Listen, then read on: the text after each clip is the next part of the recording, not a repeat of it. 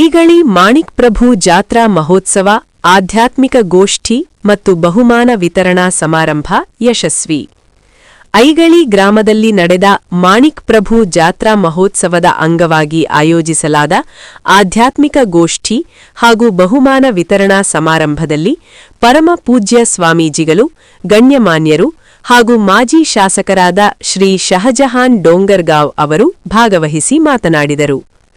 ಕಾರ್ಯಕ್ರಮದಲ್ಲಿ ಸ್ವಾಮೀಜಿಗಳು ಧಾರ್ಮಿಕ ಮೌಲ್ಯಗಳು ಹಾಗೂ ಸಮಾಜದಲ್ಲಿ ಆತ್ಮೀಯತೆಯ ಮಹತ್ವದ ಕುರಿತು ಉಪನ್ಯಾಸ ನೀಡಿದರು. ಮಾಜಿ ಶಾಸಕರಾದ ಶ್ರೀ ಶಹಜಹಾನ್ ಡೋಂಗರ್ಗಾಂವ್ ಅವರು ಜಾತ್ರಾ ಮಹೋತ್ಸವಗಳು ಸಮಾಜದಲ್ಲಿ ಏಕತೆ ಮತ್ತು ಸಂಸ್ಕೃತಿಯ ಉಳಿವಿಗೆ ಸಹಕಾರಿಯಾಗುತ್ತವೆ ಎಂದು ಹೇಳಿದರು. ಅದೇ ರೀತಿ ಮಾರ್ಗದರ್ಶನ ಹಾಗೂ ಆಧ್ಯಾತ್ಮಿಕ ನಮಗೆ ಬಹಳಷ್ಟು ಹಿತವಚನಗಳನ್ನು ಹೇಳುವಂತಹ ನಿರ್ಮಲಾ ತಾಯಿ ಮಾತೋಶ್ರೀ ಅವರಿಗೂ ಸಹಿತ ನಡೆದಾವರೆಗಳಲ್ಲಿ ನಮಸ್ಕಾರ ಮಾಡಿ, ಸತತವಾಗಿ 3 ದಿವಸ ಈಗ ಹೇಳಿದ್ದಾರೆ. ಇವತ್ತು 4ನೇ ದಿವಸ ಪರಮ ಪೂಜ್ಯ ಶ್ರೀ ಸರ್ವಭೂಷಣ ದೇವರು ಅವರು ಏನಾರ ಪ್ರವಚನ ಅದರ ಮುಖಾಂತರ ಒಂದು ಆಧ್ಯಾತ್ಮಿಕ ಬೆಳಕನ್ನ ಚೆಲ್ಲಿ ನಮ್ಮೆಲ್ಲರಿಗೆ ಮತ್ತು ಜೀವನದ ಸರಿಯಾದ ದಾರಿ ದೀಪ ತೋರಿಸುವಂಥದ್ದು ಮಾಡಿದಾರ. ಅವ್ರಿಗೆ ಸಹಿತ ನಡೆದಾವರೆಗಳಲ್ಲಿ ನಮಸ್ಕಾರ ಮಾಡಿ, ಈ ಕಾರ್ಯಕ್ರಮದ ಗುರುಗಳದಾರ ಮತ್ತು ಅತಿಥಿಗಳದಾರ. ಖರೆ ಮೊದಲ ಗುರುಗಳ ಹೆಸರು ತಗೋಬೇಕು, ಅವ್ರ ಕೈಯಾಗ ಕಲ್ತಿದ್ದೀವಿ. ನಾಯಕ್ ಸರ್ ಅವ್ರಿಗೆ ಸಹಿತ ನಾನು ನಮಸ್ಕಾರ ಮಾಡಿ, ಇನ್ನೊಬ್ಬರು ಗುರುಗಳು ನಿಗೊಂಡ್ ಸರ್ ಅವರು, ನಾ ತಾಲೂಕ್ ಪಂಚಾಯತ್ ಮೆಂಬರ್ ಇದ್ದ ಒಳಗೆ ಅವರು ಟೀಚರ್ ಇದ್ರು, ಅವ್ರ ಸಲುವಾಗಿ ನಾವು ಸ್ಟ್ರೈಕ್ ಮಾಡಿದ್ದೀವಿ. ಅವರು ಸಹಿತ ಈ ಕಾರ್ಯಕ್ರಮದಲ್ಲಿ ಭಾಗವಹಿಸಿದ್ದಾರೆ. ಅವರಿಗೆ ವಂದಿಸಿ, ಮತ್ತು ಹಿರಿಯರಾದ ಸಿದ್ದಪ್ಪಣ್ಣ ಬೋಳಲ್ ಅವರು, ಅಪ್ಪ ಸಾಬ ಪಾಟೀಲ್ರು, ಒಂದೇ ನಮಾಜ್ ಮುರ್ಜಿ ಅವರು, ಅದೇ ರೀತಿ ನಮ್ಮ ಹುಂಚಿಕಟ್ಟಿಯವರು, ಇಲ್ಲೆಲ್ಲ ಭಾಳ ಮುಜಾವರ್ ಹಿಡ್ಕೊಂಡು ಮತ್ತು ಬಹಳಷ್ಟು ಎಲ್ಲ ಪತ್ರಕರ್ತ ಬಂಧುಗಳದ ಎಲ್ಲರೂ ಬಂದಿದ್ದಾರೆ. ಎಷ್ಟು ಮಂದಿ ಜನರ ಹೆಸರು ಹಾಕಿದ್ದಾರೆ ಇವತ್ತು. ಅವರೆಲ್ಲ ಬಸಪ್ಪ ಚಮಕೇರಿ ಅವರು, ಜಗದೀಶ್ ಬಬ್ರಿ ಅವರು, ಶಿರ್ಷಲ್ ಮಾಳಿ ಅವರು, ಪ್ರಕಾಶ್ ಪೂಜಾರಿ ಅವರು, ಕಲ್ಮೇಶ್ ಸತ್ತಿ ಅವರು, ಮಹೇಶ್ ಮುದಗೌಡ್ರ ಅವರು, ಮೋಹನ್ ಪಾಟನ್ಕರ್ ಅವರು, ಆಕಾಶ್ ಮಾಧರ್ ಅವರು, ಮತ್ತು ನಮ್ಮ ಮಲಗೌಡ್ರು. ಯಾಕಂದ್ರೆ ನಿಮ್ಮ ಹೆಸರು ಏನಿಲ್ಲ ಐತಿ, ನಾನು ನೋಡಲ್ ತಪ್ಪಿದ್ದೀನಿ. ಅದಕ್ಕೆ ಇವ್ರೇನು ಪತ್ರಕರ್ತರಂದ್ರೆ ಸಮಾಜದ, ನಾಡಿನ ಮತ್ತು ಎಲ್ಲ ಕ್ಷೇತ್ರಗಳ 2 ಕಣ್ಣು ಇದ್ದಂಗೆ ಅವರು. ಅದು ಕೈಗನ್ನಡಿ. ಇಲ್ಲಿ ಏನು ನಡೆದೈತಿ ದೇಶದೊಳಗ, ಗ್ರಾಮದೊಳಗ, ಈ ಒಂದು ಜಾತ್ರೆಯೊಳಗ ಅನ್ನುವಂಥದ್ದನ್ನೆಲ್ಲ ಇಡೀ ನಾಡಿಗೆ ಅದನ್ನು ಪ್ರಚಾರ ಮಾಡುವಂಥದ್ದಾಗಲಿ, ನಾಡಿಗೆ ಅದನ್ನು ತಿಳಿಸಿಕೊಡುವಂಥದ್ದಾಗಲಿ, ಈ ನಾಡಿನಲ್ಲಿ ಈ ಒಂದು ಭಾವೈಕ್ಯತೆಯ ಸಂದೇಶವನ್ನು ನೀಡುವ ಸಲುವಾಗಿ ಅವರೆಲ್ಲರೂ ಬಹಳ ಯಾವಾಗಲೂ ಶ್ರಮ ಪಡ್ತಾರ.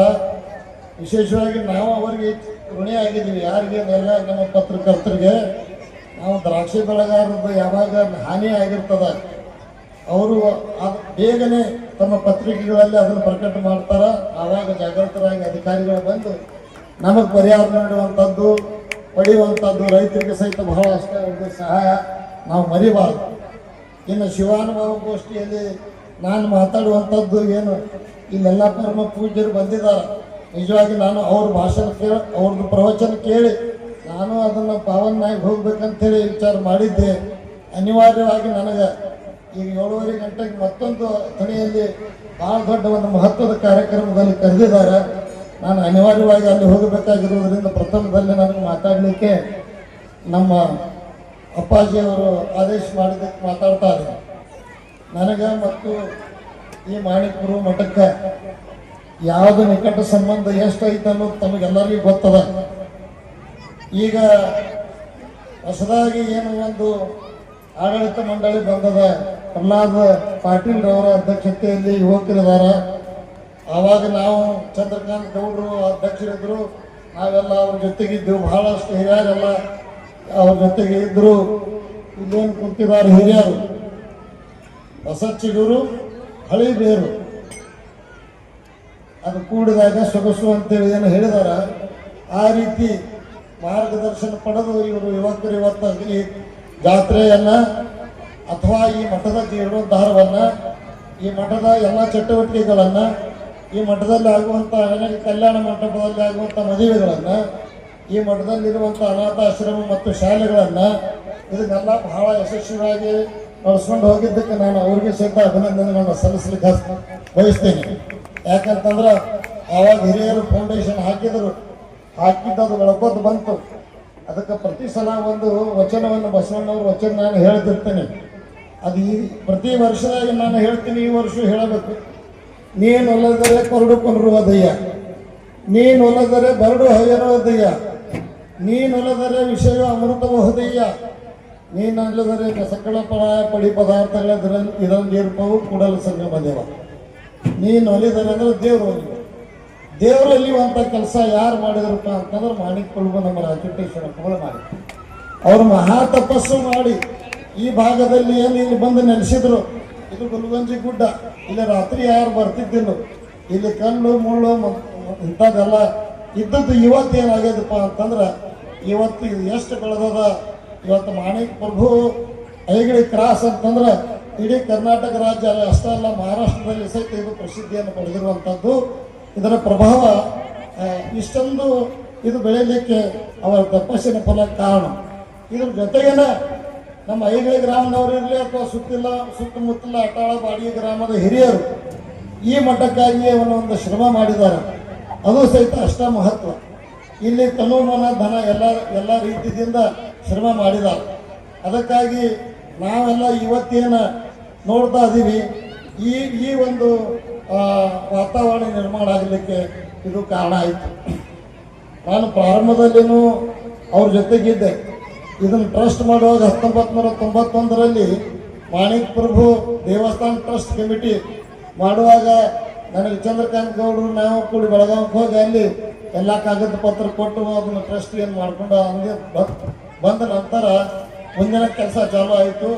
ಭಾಳಷ್ಟು ಇಲ್ಲಿ ಸಹಾಯ ಸಹಕಾರದಿಂದ ಬೆಳೀತು. ಇದು ನಾನು ಎಷ್ಟೇ ಹೇಳಿಕ್ಕೆ ಬಯಸ್ತೀನಿ, ನಮಗೇನು ಪರಮ ಪೂಜ್ಯರು ಇವತ್ತು ಮಾರ್ಗದರ್ಶನ ಮಾಡ್ತಾರೆ, ಅದನ್ನು ಬರೀ ನಾವು ಕೇಳಿ ಹೋಗಬಾರ್ದು, ನಮ್ಮ ಜೀವನದಲ್ಲಿ ಪಾಲಿಸುವಂಥ ಪ್ರಯತ್ನ ಮಾಡಬೇಕು. ಯಾಕಂತಂದ್ರೆ ಈಗ ಜಗತ್ತು ಬಹಳ ಬದಲಾವಣೆ ಆಗ್ಯದ. ಈಗ ಕೈಯಲ್ಲಿ ಮೊಬೈಲ್ ಬಂದದ. ಕೈಯಲ್ಲಿ ಮೊಬೈಲ್ ಬಂದ್ರೆ ಅದನ್ನು ಸದುಪಯೋಗ ಮಾಡ್ಕೊಳ್ಳೋರು ಅದಾರ, ಅದನ್ನು ದುರುಪಯೋಗ ಮಾಡ್ಕೊಳ್ಳೋರು ಅದಾರ. ಅದರದ್ದು ಒಳ್ಳೆಯ ಪರಿಣಾಮ, ಒಳ್ಳೆಯ ಅನುಕೂಲತೆಗಳನ್ನು ಆಗ್ತಾ ಇದಾವ, ದುಷ್ಪರಿಣಾಮನೂ ಸಹಿತ ನಮ್ಮ ಸಮಾಜದಲ್ಲಿ ಇವತ್ತು ಆಗ್ತಾ ಇದೆ, ನಮ್ಮ ದೇಶದಲ್ಲಿ ಆಗ್ತಾ ಇದೆ.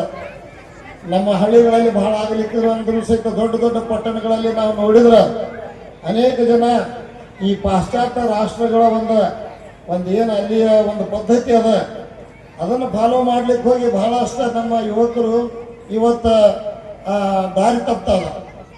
ಅದಕ್ಕಾಗಿ ಎಚ್ಚರದಿಂದ ಅವರು ದಾರಿ ತಪ್ಪಲಾರ್ದಂಗೆ ಅವ್ರ ತಂದೆಗಳು, ಅವರ ಪಾಲಕರು, ತಂದೆ ತಾಯಿಗಳು ಅವ್ರ ಮೇಲೆ ಬಹಳಷ್ಟು ಲಕ್ಷ್ಯ ಇಡುವಂಥದ್ದು ಅವಶ್ಯಕತೆ ಇವತ್ತದ ಅಂತ ನನಗೆ ಅನ್ನಿಸ್ತದ. ಅದೇ ರೀತಿ ನಮ್ಮ ದೇಶದ ಸಂಸ್ಕೃತಿ ಇದು ನಮಗೆ ದೊಡ್ಡ ಶಕ್ತಿ ಕೊಟ್ಟದ. ಈ ದೇಶದಲ್ಲಿ ಆಗಿ ಹೋಗಿರುವಂಥ ಋಷಿಗಳು, ಮುನಿಗಳು, ಬಹಳಷ್ಟು ಸಂತರು ಮತ್ತು ಬುದ್ಧಿಜೀವಿಗಳು ಇವರೆಲ್ಲರೂ ಏನೋ ಒಂದು ತಪಸ್ಸು ಮಾಡಿದರೆ ಸಂದೇಶ ಕೊಟ್ಟರು. ಅದರಿಂದಾಗಿ ಇಡೀ ಜಗತ್ತಿನಲ್ಲಿ ಅತಿ ದೊಡ್ಡ ಪ್ರಜಾಪ್ರಭುತ್ವ ರಾಷ್ಟ್ರ ಭಾರತ ದೇಶ. ಎಲ್ಲ ಸಂಸ್ಕೃತಿಗಳಲ್ಲಿ ಇಡೀ ದೇಶದ ಎಲ್ಲ ರಾಷ್ಟ್ರಗಳ ಸಂಸ್ಕೃತಿಗಿಂತ ನಮ್ಮ ದೇಶದ ಸಂಸ್ಕೃತಿ ಸರ್ವಶ್ರೇಷ್ಠವಾಗಿದ್ದು. ಅದಕ್ಕೆ ನಾವು ಪುಣ್ಯವಂತರು. ಇದನ್ನು ನಾವು ಉಳಿಸ್ಕೊಂಡು ಹೋಗಬೇಕು. ನೋಡ್ತೀರಿ ನೀವು ಎಷ್ಟು ಯುದ್ಧಗಳು ಇವತ್ತು ನಡೆದಿದ್ದಾವ, ಏನೇನು ನಡೆದೈತಿ ಅನ್ನುವಂಥದ್ದು. ಆದರೆ ನಮ್ಮ ದೇಶ ಮಾತ್ರ ಸುರಕ್ಷಿತವಾಗಿ ಅದು ಋಷಿಮುನಿಗಳ ಪ್ರಭಾವದಿಂದ. ಅಷ್ಟೇ ಅಲ್ಲ, ಇವತ್ತೇನು ನಮ್ಮ ರಾಷ್ಟ್ರದಲ್ಲಿರುವಂಥ ಸೈನ್ಯ ಮತ್ತು ನಮ್ಮ ರಕ್ಷಣಾ ವ್ಯವಸ್ಥೆ ಬಹಳ ಇವತ್ತು ಅತಿ ಹೆಚ್ಚು ಬಲಿಷ್ಠವಾಗಿದೆ. ನಮ್ಮ ರಾಷ್ಟ್ರದ್ದು ಒಂದು ರಕ್ಷಣಾ ವ್ಯವಸ್ಥೆ. ಅದರಿಂದಾಗಿ ಇವತ್ತು ನೆರೆಹೊರೆಯ ರಾಷ್ಟ್ರಗಳಾಗಲಿ ಅಥವಾ ಬೇರೆ ರಾಷ್ಟ್ರಗಳಾಗಲಿ ನಮ್ಮ ದೇಶದ ಕಡೆ ಒಟ್ಟು ಮಾಡುವಂಥ ಶಕ್ತಿನೂ ಅವರಲ್ಲಿ ಇಲ್ಲ. ಅಷ್ಟು ಶಕ್ತಿಯನ್ನು ನಾವು ಹೊಂದಿದ್ದೀವಿ. ಇದೆಲ್ಲ ನಾವು ಭಾರತ ದೇಶದ ಪ್ರಜೆಗಳಾಗಿ ನಾವು ಈ ದೇಶದ ಒಂದು ಭಕ್ತಿಯನ್ನು ಇಟ್ಕೊಂಡು ಹೋಗಬೇಕು. ಕೇವಲ ನಮ್ಮ ಸಂಸಾರ, ನಮ್ಮ ಧರ್ಮ, ನಮ್ಮ ಭಾಷೆ ನಾವು ಏನು ಮಹತ್ವದ್ದಲ್ಲ. ಈ ದೇಶದಲ್ಲಿ ಜಾತಿಗಳು ಎಷ್ಟದಾವಪ್ಪ ಅಂತಂದ್ರೆ 3000ಕ್ಕಿಂತ ಹೆಚ್ಚು ಜಾತಿಗಳದಾವೆ. ಜಾತಿ ಉಪಜಾತಿ ಅವೆಲ್ಲ ಹೇಳಿದ್ರೆ ಇಡೀ ಭಾರತ ದೇಶದ ಹೇಳ್ತೇನೆ ನಾನು. ಅದೇ ರೀತಿ ಇವತ್ತು ಭಾಷೆಗಳು ಎಷ್ಟದಾವಪ್ಪ ಅಂತಂದ್ರೆ 1080 ಭಾಷೆಗಳದಾವೆ. ಇಷ್ಟು ಭಾಷೆಗಳು, ಇಷ್ಟು ಜಾತಿಗಳು, ಇಷ್ಟು ಪಂಗಡಗಳು ಇದ್ರೂ ಸಹಿತ ಈ ಭಾರತ ದೇಶದ ಸಂವಿಧಾನ ಏನು ಹೇಳ್ತೈತಪ್ಪ ಅಂತಂದ್ರೆ ನಾವು ಭಾರತೀಯರೆಲ್ಲ ಒಂದ.